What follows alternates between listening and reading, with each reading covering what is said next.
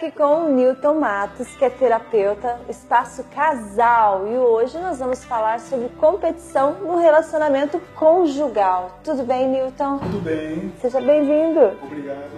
Tem muita competição nos relacionamentos? Olha, infelizmente sim. Inclusive, eu gostaria assim, de estar respondendo, né, a uma pessoa que enviou para mim essa pergunta, né, no nosso telefone, que já vou deixar com você. Esse sim. telefone, se alguém também tiver alguma pergunta, a gente vai estar analisando a pergunta, né, e depois trazendo aqui uma resposta, não só para essa pessoa, mas também para outras pessoas também, né, que pode também ter nessa pergunta, ou melhor, ter uma pergunta semelhante a essa, e essa resposta vai ajudar não somente a pessoa que perguntou, mas mais pessoas também. Então depois eu vou deixar o número de telefone com você. Isso. E você pode assim divulgar para os nossos telespectadores, tá? Então olha aí, fica essa dica. Então você que tem perguntas, pode estar mandando aí sua pergunta no telefone do Newton. Ok? Bom, Márcia, é o seguinte, então quando se fala em competição dentro de uma estrutura familiar, né, é preocupante. É, bastante. Sim. Porque não pode haver competição numa estrutura familiar. Não, porque veja bem, vamos pensar assim, porque se eu falo de uma competição, eu estou falando sobre um torneio, né? Estou falando sobre algo que uma pessoa vai ganhar se ele ganhar o jogo ou ganhar aquele torneio em si, um troféu, uma medalha, né? Ou como no passado, né? Uma coroa assim de louros, né? Como era no passado. Mas a estrutura familiar não é, em hipótese alguma, vamos pensar nesse ponto, um espaço de competição. Não é. Veja, não, porque a estrutura familiar, ela é um espaço onde tanto o homem como a mulher crescem dentro dessa estrutura. Ela serve para dar o amadurecimento, né, tanto para um como o outro. E quando há essa competição, não há crescimento, né? Não há crescimento porque a preocupação é ficar brigando. Cada um puxa de um lado. Sim. Então, como que vai crescer? Sim. E aí o que acontece? Quando uma pessoa, dentro da estrutura familiar, quer competir com o outro, é comum aquela pessoa que entrou nesse jogo sem querer se sentir ofendida, né? E eu estava pensando, né, sobre essa parte de competição, porque para se a gente fazer uma competição, a pessoa tem que se preparar para ela. Tem que se preparar. Você já pensou a pessoa se preparar para competir com dentro do casamento? É complicado, hein? Vai gastar as energias de forma errada. Sim. E aí passa uma vida de, vamos supor, a vida inteira, e quando chega na velhice vai dizer, nossa, perdemos tempo. Perdemos tempo, porque nenhum vai ganhar essa competição. Não vai. O resultado é empate. É empate. É um casamento que não vai estar estruturado, né? É aquilo que Cristo disse, se a família estiver dividida, ela vai perder. E perde muito. Então quem perde não é o cônjuge, não é o marido ou a mulher, mas a família num todo, né? É porque eu criei uma pergunta, né? Que quando um casal é competitivo assim, dessa forma, os filhos eles vão crescer desestruturados também. Sim. E vai dar sequência nisso, né? E pode gerar no futuro casamentos igual dos pais, né? E os pais lá na frente depois vão sentir a dor de cabeça que vai dar aos filhos da competição. Então não vale a pena. Não vale a pena, Márcia, não vale a pena. Uma das coisas que nós temos que ter no nosso coração, Márcia, quando se fala em família, nós estamos falando de encontro cultural. São encontros culturais. Então, por exemplo, quando você junta duas culturas diferentes, você vai perceber que cada cultura tem suas qualidades, mas também tem seus defeitos. Todas. Isso é fato, né? Sim. E cada cultura, quer queira, quer não, foi uma forma que cada povo, em determinada época, vamos pensar assim, utilizou para satisfazer uma necessidade. E como essa ação deu certo, então implanta-se agora na cultura, né, de um modo para, vamos pensar assim, para facilitar a convivência social e também dentro do sistema familiar. Então é comum, por exemplo, vamos pensar assim, eu vou dar o exemplo do meu casamento, né? No meu caso, eu sou de família nordestina, eu sou descendente sergipano da Gema mesmo, da né? Gema, né? Tanto meu pai como minha mãe são sergipanos da mesma cidade, então não tem como mudar isso, então eu sou sergipano. E faz uns 2, 3 anos eu tive lá, conheci o sistema familiar da minha mãe, do meu pai, lá na cidade do meu pai, lá em Sergipe, né, no interior de Sergipe, uma cidadezinha pequena chamada Itabi. Isso é bom, não é? Isso, muito bom, com certeza, né? Isso, né? Lá na cidade de Itabi, que é chamada Cidade das Cabras, né? Onde tem uma competição, corrida de cabra, muito boa cidade, muito boa mesmo, né? Gosto demais, gostei demais da cidade. E meus parentes moram tudo lá. E eu aprendi muito com eles quando eu estive lá. Conheci a estrutura da minha mãe e entendi por que eu tinha certos comportamentos, tanto do meu pai como da minha mãe. Eu entendi, porque faz parte da raiz minha cultural. Sua certo? Raiz, essa isso. Essência, a minha cultural. Essência cultural é essa. Eu fui criado numa família nordestina, né? Morado justamente na Baixada Santista e depois vindo para o interior do Paraná. Então muda-se um pouquinho, né?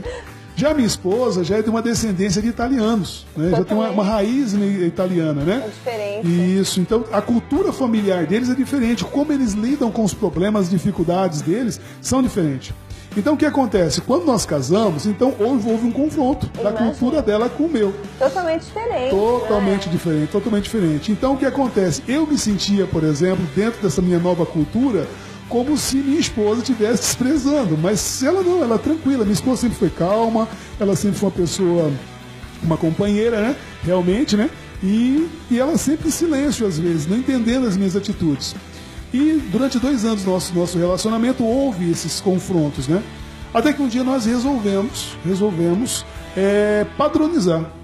Vamos padronizar nossa cultura familiar, um padrão, buscar um padrão, né? E aonde vamos buscar esse padrão?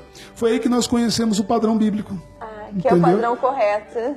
Para nós sim, né? Para muitos não, mas para nós foi muito bom, por quê? Porque nós conseguimos avaliar tanto a minha cultura sergipana, como ela também avaliou também a cultura italiana, e aí nós começamos a comparar com um padrão que dá a perfeição em si, que para nós é a Bíblia. Pegar o que é melhor, né? Isso. E tem muitas coisas, por exemplo, da minha cultura, que hoje nós adaptamos no nosso relacionamento, que funciona muito bem, graças a Deus, e muitas coisas da cultura dela que nós também implantamos dentro da nossa cultura também, do nosso casamento.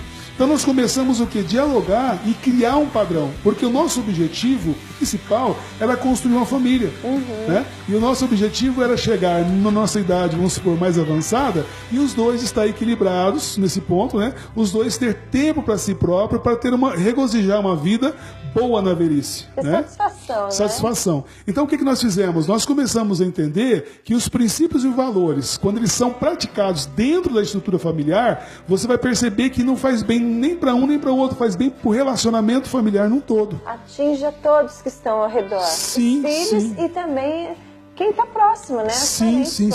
Então veja bem, se nós, por exemplo, dentro do nosso casamento, nós continuássemos competindo para dizer qual era a cultura melhor, hoje possivelmente eu e minha esposa estaríamos separados. Não tem como viver, né? Porque um puxa para um lado, outro puxa para o outro e não dá certo. Não dá certo. Eu gosto de comparar da seguinte forma: muitas pessoas gostam de criar os seus princípios e valores baseado em filmes, mídia, né? Na mídia em si. Isso. Só que isso é um perigo, Márcia. Porque não é a realidade. Não é realidade muitas vezes. Entendeu? Muitas vezes a mídia ela passa uma imagem sobre família que não existe. Nossa. Entendeu? Errada. Eu não vou citar nenhum casal aqui por uma questão de ética, mas quantos casais a mídia destacou que era o casal, que era isso, e passa um tempo de divórcio. Divórcio porque troca, às vezes, por uma coisa muito simples, né? Porque fez alguma novela, alguma coisa e mudou. Mudou a cabeça, entendeu? Então, quando eu consigo mudar muito fácil um valor meu, isso quer dizer que esse valor não era realmente uma verdade para mim. Ele não estava aplicado na minha vida. Isso não estava, e nem no meu relacionamento. Né? Por isso que quando você fala em casal competitivo, né? Voltando, por que eu estou dizendo tudo isso? O casal tem que entender da seguinte forma, Márcia, veja bem. Quando você vê um dos cônjuges muito feliz demais dentro do relacionamento conjugal, dizendo assim, olha, eu sou uma pessoa feliz, obrigado pelo meu casamento, eu costumo sempre olhar para o outro. Como que ele tá? Será que o outro é feliz assim? E geralmente eu já encontrei, de cada 10, eu encontrei 2 que os dois estavam felizes mesmo. Estavam plenos. Plenos porque eles criaram um relacionamento junto. Agora, já outros que eu encontrei, ele fala assim, não, eu estou feliz, tá, mas se ele ou ela está feliz, tá bom. Mas... Só que se tá bom, eu falo, como assim tá bom? É assim mesmo, né? Eu casei para não separar, então a gente vai levando, né? Eu falo, fico pensativo naquilo ali. Quer dizer que a pessoa está casada, amargurada, entristecida em cima do que está fazendo. Ela está anulando a própria história dela. Isso. Então quer dizer que aquele que entrou na competição está ganhando o jogo. Tá ganhando o jogo. E isso eu creio que não é saudável, né? Tem que os dois estarem no mesmo nível. No mesmo nível. O que vai acontecer no futuro? Vamos pensar da seguinte forma, Márcia. No final da vida dos dois, e eu sempre falo que há um estalo sabe? Sempre dá um estalo. Nesse, por exemplo, que está sendo dominado, que ele tá perdendo o jogo, tem um momento que dá um estalo. E aí ele quer fazer o quê? Ele quer dar o grito de independência no sistema familiar, né? É um baita de um problema, né? Quando vem esse grito de independência. Menina, sabe por quê? Porque é nesse momento que eles querem procurar um terapeuta. Porque daí quem tá ganhando o jogo não quer perder. Não quer perder. E o outro que tá, ele também não quer ficar mais naquela situação. Não quer ficar. E aí ele procura um terapeuta. E aí que entra o problema, Márcia. Porque quando eles vêm buscar o terapeuta, veja bem, aquele que tá ganhando o jogo, por exemplo, às vezes não quer mudar o time. Entendeu? Ele quer manter o jogo do mesmo jeito, tá bom do jeito que tá, e quer forçar o terapeuta a fazer um triângulo emocional com ele pra tentar levar o outro puxar esse ponto. Acontece isso? Nossa, sempre vai acontecer, porque tem as pessoas assim. Agora, veja, quando você entende isso numa visão geral, o que vai acontecer? O meu trabalho como terapeuta é mostrar para essas pessoas que esse sistema que eles trouxeram até aqui, por exemplo, vai ter que sofrer uma mudança radical nisso.